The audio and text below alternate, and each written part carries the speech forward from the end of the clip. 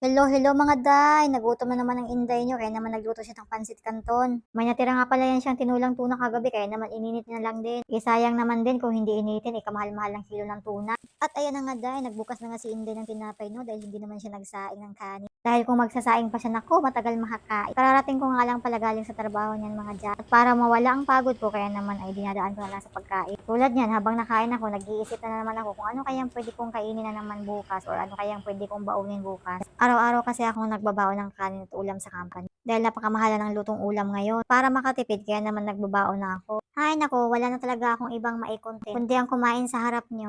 Parang ang pangit naman na kung pati yung pagluto ko ng noodles ay iko-content ko pa. Kahit naman sino ay kaya namang lutuin yun. Kaya naman yung pagkain ko na lang ang maipapakita ko. May nakapagsabi nga pala sa akin na pinapahiya ko daw yung sarili ko sa social media. Pero para naman sa akin, wala akong pakialam kung anong sasabihin nila. Basta ang mahalaga, wala akong nasaktan at nakakapakang tao. Kaya go lang tayo. Ayun lang, bye!